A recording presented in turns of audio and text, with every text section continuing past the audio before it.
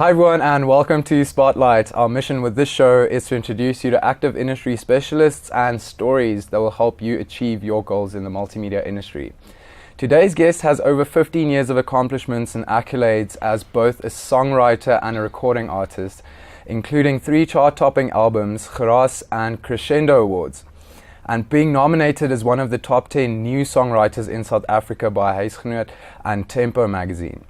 Apart from being a worship leader, she's also been invited to share the stage with some of the biggest acts in South Africa, including Just Ginger, Prime Circle, Wonderboom, Evolver One, Funko Cartel, and Cutting J, just to name a few. Her 3 studio albums have earned numerous awards and #1 hits in various radio stations, both nationally and internationally. Her passion is to see lives changed, broken hearts healed, and people encounter the presence of God. Welcome to the studio, Liezel Marshall.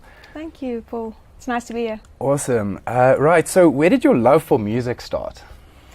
Well, I grew up in a musical family. My mom, since I can remember, was singing, and she, many years ago, took part in all these like revues and stuff on stage. So it was singing and dancing, and my dad, he used to play a little bit of piano.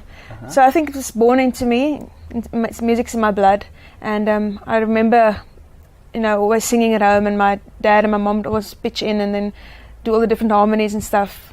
So yeah, I think it's in my blood.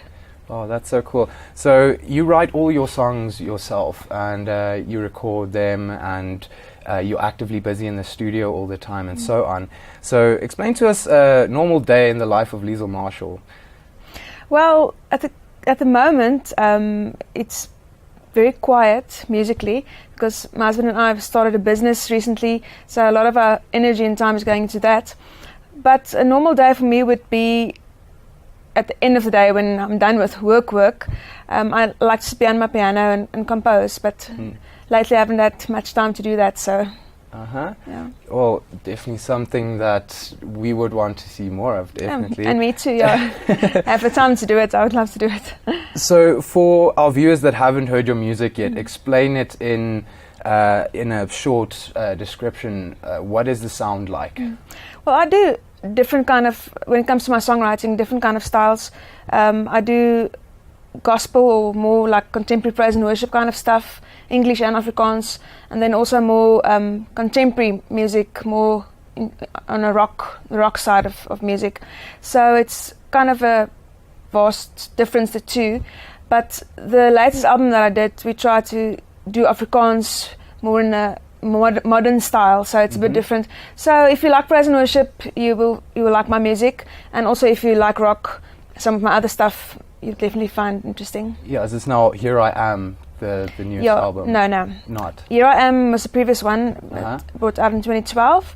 That's more of a rock feel, not praise and worship at all. It's more stories from my life, and experiences that I had. Definitely hard rock, some of the songs. And the newest one is Anker, it's an Afrikaans album. Most of the Afrikaans songs on it, songs that I wrote, and the English ones are more cover songs.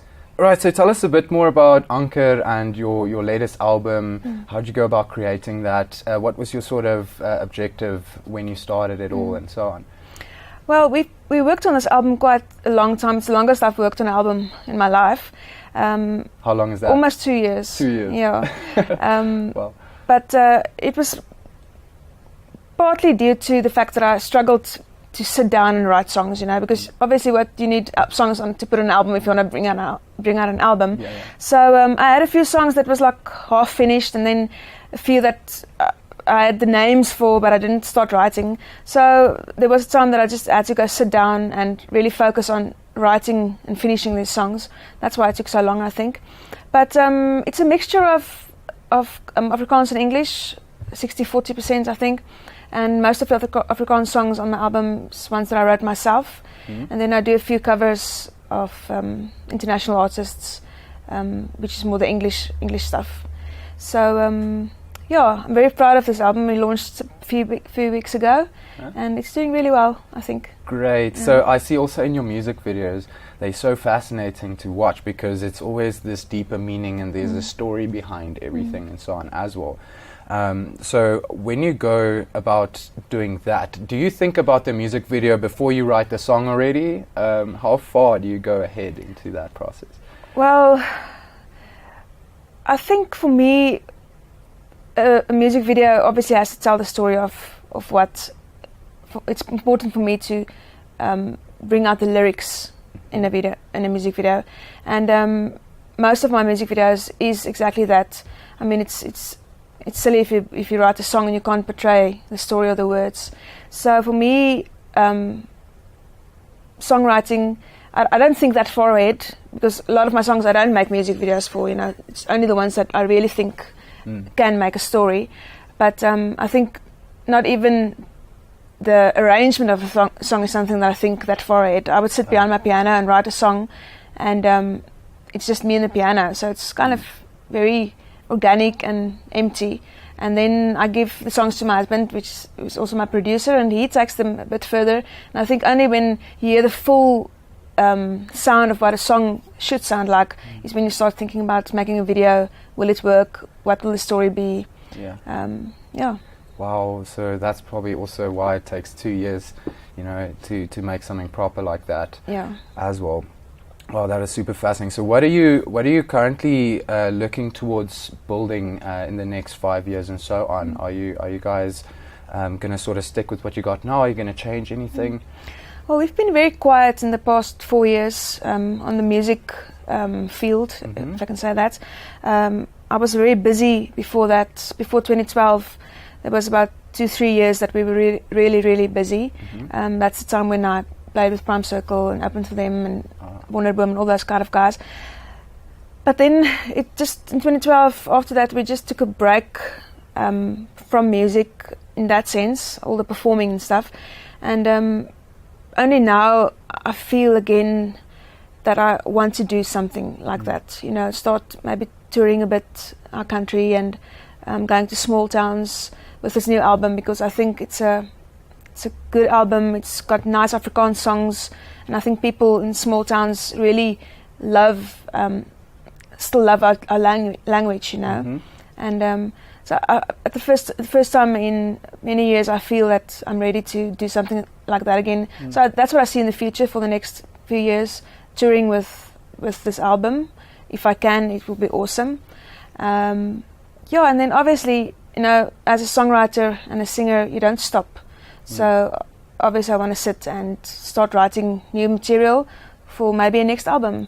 But, lately they don't bring out full albums anymore. I only did this because, it was a good thing to do for now. But the industry has changed so much.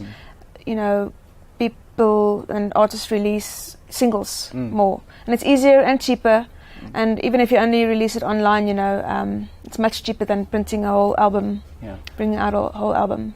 Yeah. So how would you go about doing that? Would you first create like a 5-track sort of thing and choose the best ones to sort of release as a single, or would you just write a single and then put it out and then hope you sort of get something out of it? Or I think for me, I try to write something that is producible firstly, and also then something that I can release online.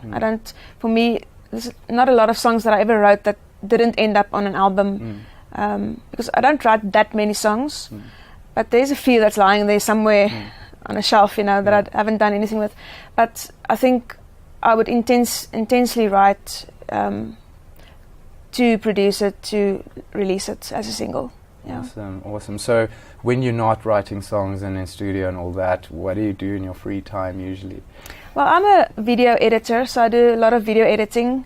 So I sit lots of hours behind the computer. That's why my eyes are so square. So I do a lot of video editing. That takes a lot of hours, sitting there concentrating. That's mostly what I do during the day. Try not to do it too often in the evenings. Try to do other stuff. But mostly video editing. That is so cool. Okay, Liezels, so walk us a bit through the highlights and the lowlights of your career so far, and the sort of challenges you faced, and the the positive times you had. Well, I think I haven't had so many highlights in my life that I would have wanted to by this time, because I've been in the industry for many years. But I must say, highlights for me is when I get a message from someone saying, "Oh, I just heard your song on the radio, it's so awesome, thank you for awesome music." That every time gets me, you know, and sometimes even when I switch on the radio myself, driving in the car, for instance, and all of a sudden, hey, here's my song, and I see my name there on this little screen, you know, that means a lot to me. I think that's, every time I hear that, that's a highlight of my life. Knowing that my music means something to people, you know, it's not just a nice tune, it actually, that's the heart. And lowlights in my life, sure, musically, I must say I've had it good coming to my music. There's not many lowlights that I can think of now, something that really crushed me, or yeah. I think the lowlight in my lowlight in my life would be that I haven't had the biggest highlight that I ever wanted, you know. Maybe that's still coming, eh? Okay, cool. That's a very interesting way of seeing it. So the one thing that you can't live without on stage, because you also perform live, and I've been seeing so much of your performances and so on, and it's so cool. I know Liezel also plays guitar for you. Yeah. So what is the one thing you can't go without? Well, that was what I was just going to say. Liezel is the one thing that I can't live without on stage. My husband. No, I must say, sometimes I feel kind of lost on stage when he's not there, because I'm so used to him being either on my left or my right. When I look, he's there playing the guitar, and there's sometimes that I have to do gigs that he's not there, and I don't like that much. Yeah. You know, it's nice to have him there. He's the one that understands my music the best of everybody. So that's one of the things that I can't live without on stage, and also my beautiful piano. I've got a Nord. I once had to do a gig, and that's where this Nord comes from. It's a brilliant piano. We did a gig in Witbank, I think, a small town out of Pretoria. And beforehand, you know, you organise, listen, what's going to be there? Do you have this and this and this for technical rider kind of thing? And they said, no, we've got a piano for you, it's fine, you don't have to bring anything. Because at that time I had like a big Kurzweil, heavy, it didn't even fit the back seat of our car, that's how big it was. And it's just impractical to drive that thing around. So we said, no, it's fine, we'll come. And we got there at this church, and they had like this size, I'm not kidding, this size Casio.